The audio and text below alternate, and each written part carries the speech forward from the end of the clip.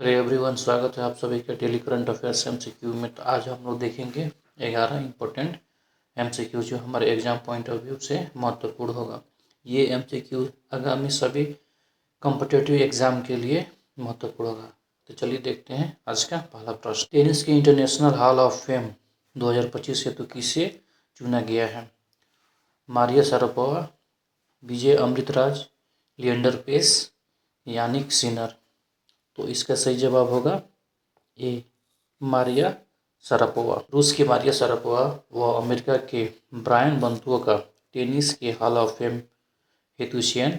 Grand slam tennis में 5 बार एकल खिताब, एक कैरियर ग्रैंड स्लैम सहित जीतने वाले रूस की 37 वर्षीय मारिया शारापोवा व टेनिस इतिहास की सबसे सफल युगल टीम कही जाने वाली जुड़वा भाइयों की अमेरिकी जोड़ी बॉब एंड माइक ब्रायन को टेनिस के इंटरनेशनल हॉल ऑफ फेम में शामिल करने के लिए चुना किया गया है। 25 अगस्त 2025 को न्यू रिपोर्ट में tennis international hall of fame में उन्हें औपचारिक रूप से शामिल किया जाएगा। अगला प्रश्न देखते हैं। महिलाओं की हॉकी एशियाई चैंपियंस ट्रॉफी महिलाओं की हॉकी एशिया चैंपियन ट्रॉफी 2024 का आयोजन कहाँ किया गया?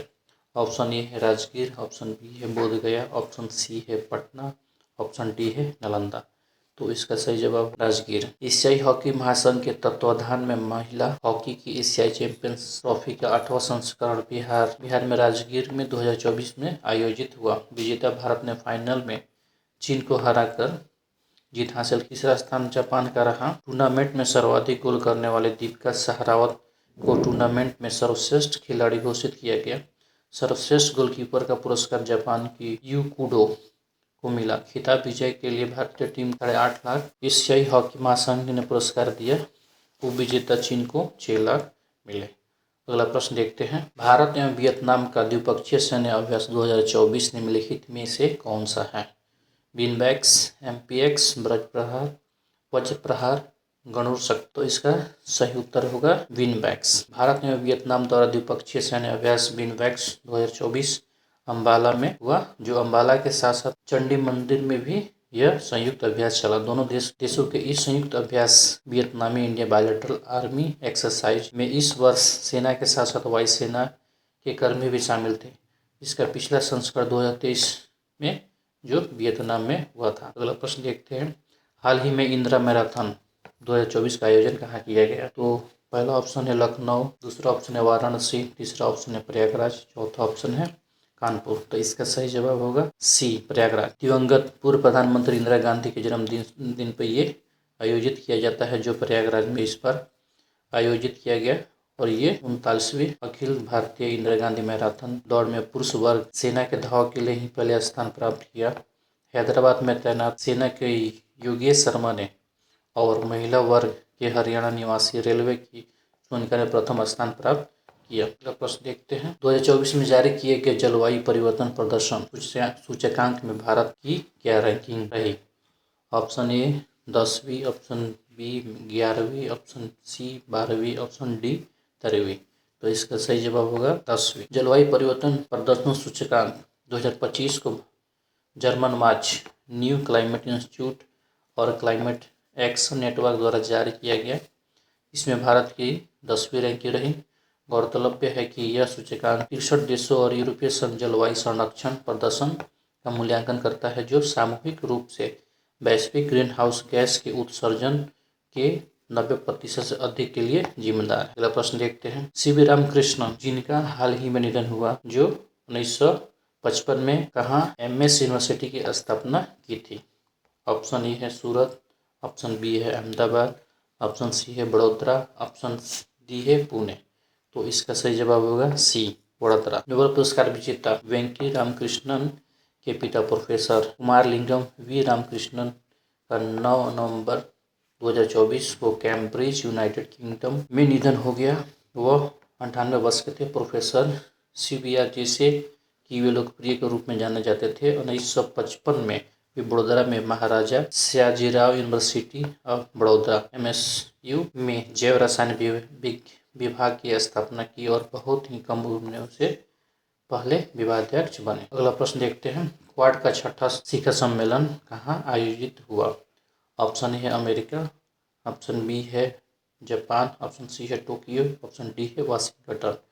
तो इसका सही जवाब होगा अमेरिका, जो ये 2024 में हुआ था। 2024 का कॉन्फ्रेंस जो हुआ था अमेरिका में हुआ था। प्रथम जो फर्स्ट हुआ था 2021 में मार्च में हुआ था, जो अमेरिका की राजधानी वाशिंगटन में हुआ था। दूसरा जो हुआ था 2021 में ही हुआ था, सितंबर में जो हुआ था वाशिंगटन स्थित व्हाइट हाउस में हुआ था।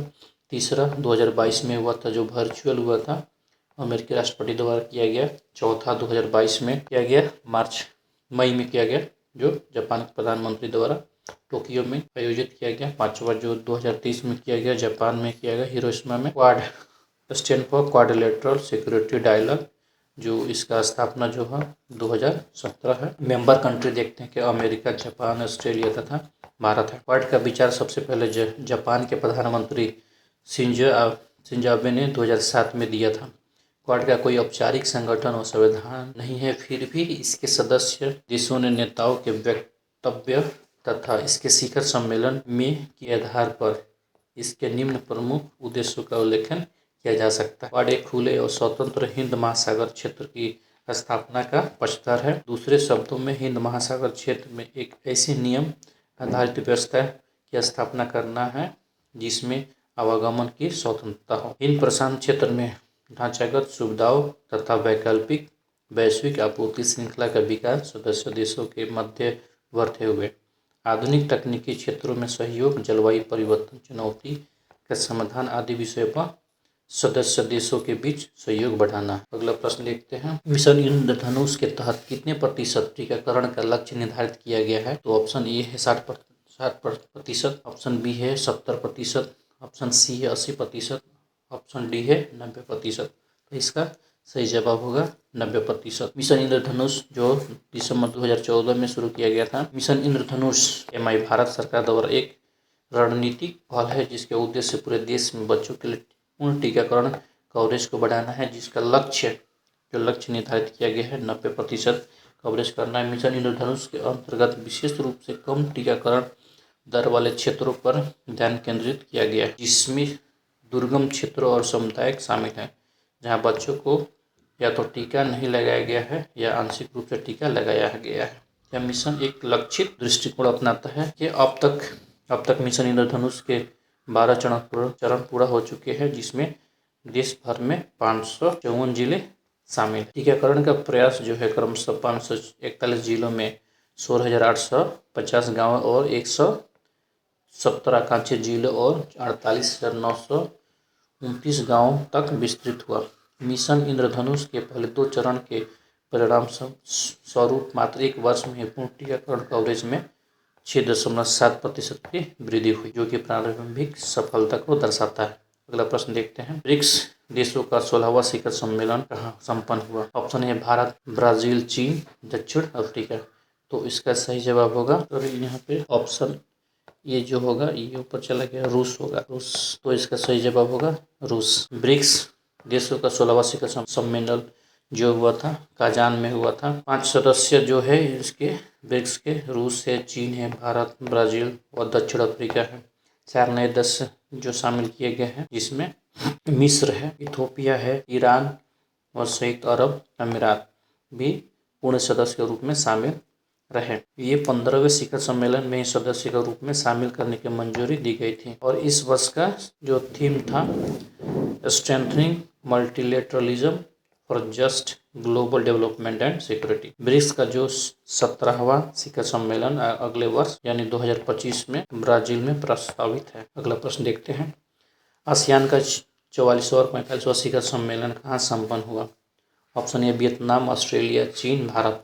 तो इसका सही जवाब होगा ए वियतनाम। दक्षिण पूर्व एशियाई देशों में 10 देशों Indonesia, Malaysia, Singapore, Thailand, Philippines, Vietnam, Brunei, Cambodia, Myanmar, Laos है जो एशियान का सदस्य है। एशियान जो है association of south east Asia nation का एक ऑर्गेनाइजेशन। 43वां शिखर सम्मेलन इंडोनेशिया की मेजबानी में सितंबर 2023 में जकार्ता में किया गया था। भारत इसका सदस्य नहीं है, बल्कि भारत केवल डायलॉग पार्टनर है। आज का अंतिम प्रश्न। उस रोबोट का नाम क्या है जिससे हाल ही में अंतरिक्ष में सर्जरी का पहला परीक्षण किया गया? ऑप्शन ए है मीरा, ऑप्शन बी है बायोमिथ, ऑप्शन सी है रोबोनॉट, ऑप्शन डी है असीमो। तो इसका सही जवाब होगा ए मेरा। धरती पर रहते हुए चिकित्सकों ने पहली बार अंतर्राष्ट्रीय अंतरिक्ष स्टेशन ISS पर रोबोटिक सर्जरी का पहला सफल परीक्षण 10 फरवरी 2024 को किया। इसके लिए इस्तेमाल किए गए रोबोटिक्स को मीरा यानी मिनिएचराइज इन विवो रोबोटिक असिस्टेंस नाम दिया गया है। मीरा रोबोट का विकास नासा के सहयोगी ने नेब्रास्का लिंकन यूनिवर्सिटी में इंजीनियरिंग कॉलेज के प्रोफेसर सीएन फीटर व उनके टीम द्वारा बनाया गया है। तो आज के सेशन में हम लोग 11 इंपॉर्टेंट करंट अफेयर्स को देखें जो आगामी परीक्षाओं के लिए बहुत ही महत्वपूर्ण है। तो वीडियो अच्छा लगे तो लाइक करें, सब्सक्राइब करें, कमेंट करें, शेयर करें ताकि ज़्यादा से ज़्यादा लोगों के पास पहुंच सके। Thanks for watching.